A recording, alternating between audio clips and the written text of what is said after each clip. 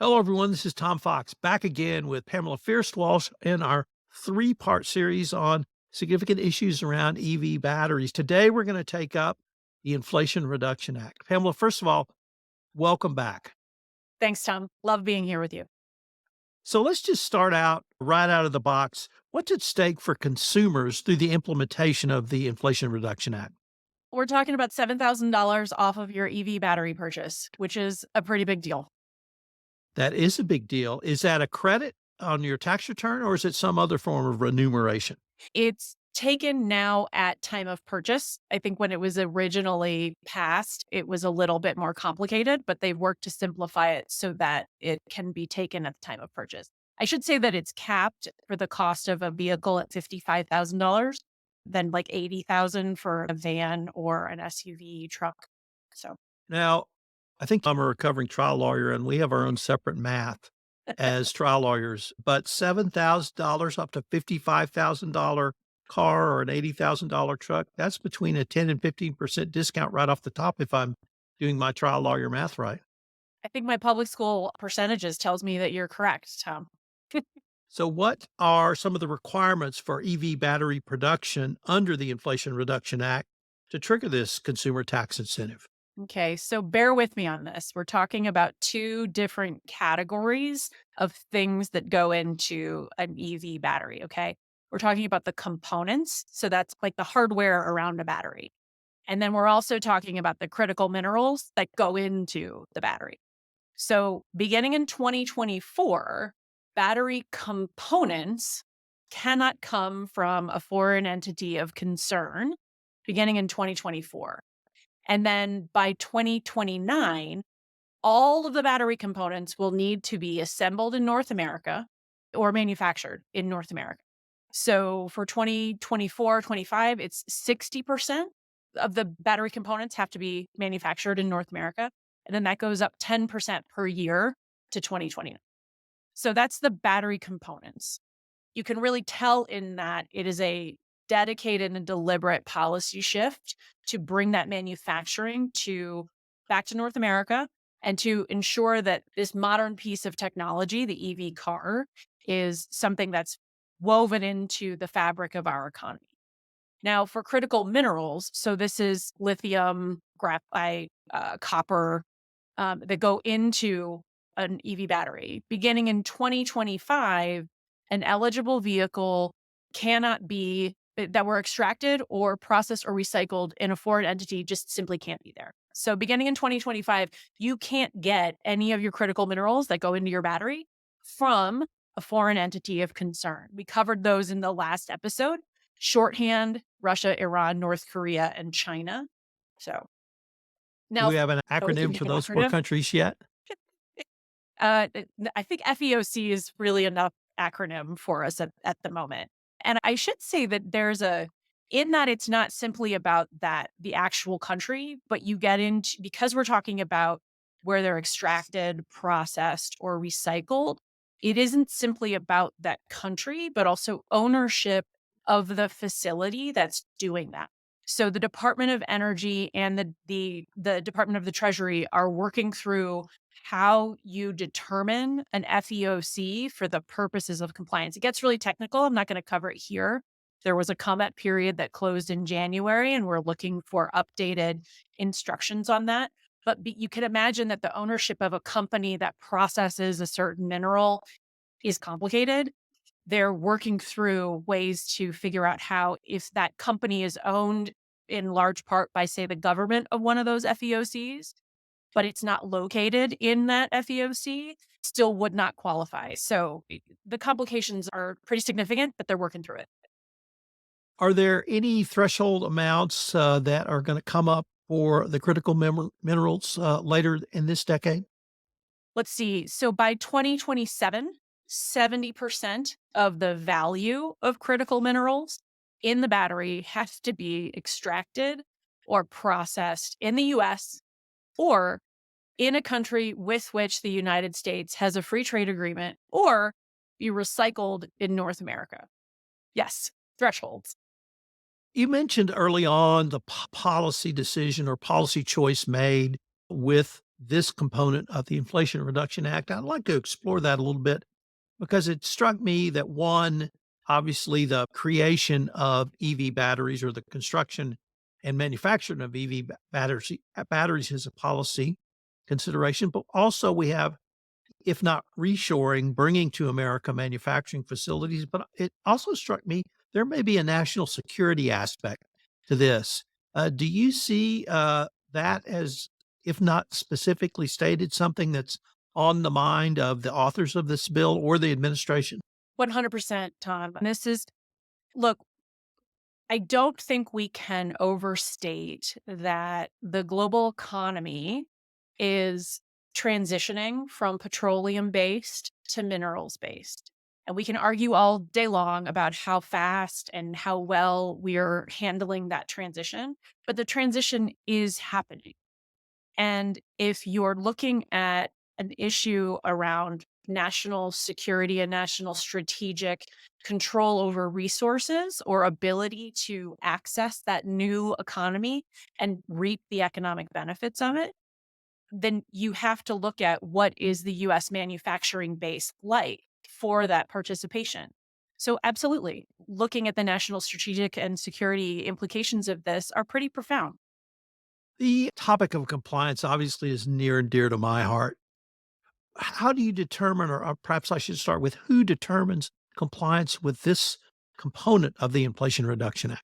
Yeah. And my heart goes out to manufacturers everywhere, but that is the heart of the topic, right? Is that manufacturers determine whether the relevant battery components and applicable critical minerals are compliant. And so they have to physically track their components and minerals back to the source.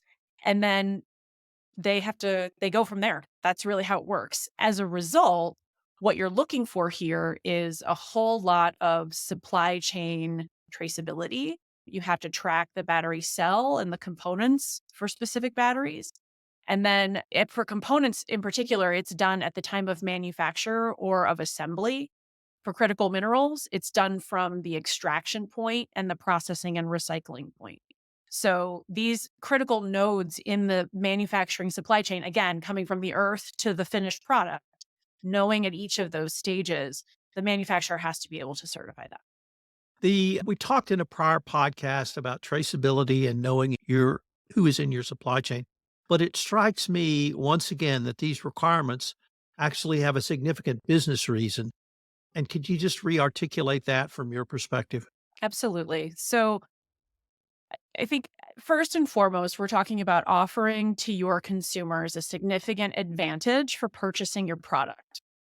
The flip side of that is that the manufacturing requirements and the knowledge you need to have as a manufacturer for your EV battery, for example, in this case, is profound and is perhaps a shift in how you are used to conducting your supply chain relationships. Now, it gets into podcasts far beyond the topic of this, but the complexity of mineral supply chains is not lost on the policymakers behind this bill.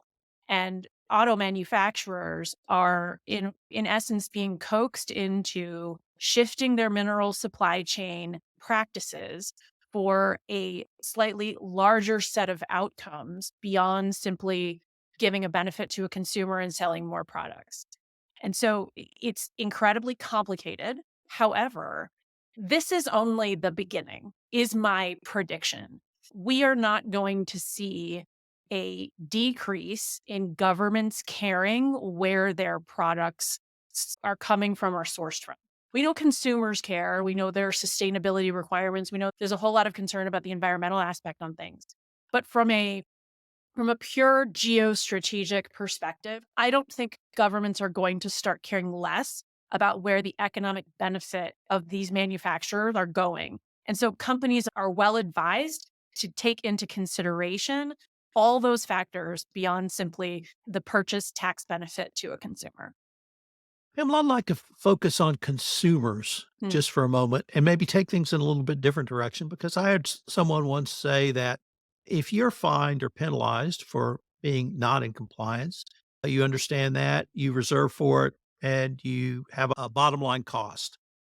But if you do something that upsets consumers and with social media literally becomes viral, you have lost potentially from the top line, meaning you may lose sales and you may have a limited time where your sales are impacted, but those are sales you're never going to get back. And yes, people may come back to your product, but you're going to miss out on significant income. And so that people really need to understand that where you and I perhaps think of regulatory requirements or those we may have to answer to potential fines and penalties. Really, your biggest risk could be a reputational risk, which could lead to consumers not purchasing your product. I was wondering if you're able to really counsel businesses on that potential risk as well.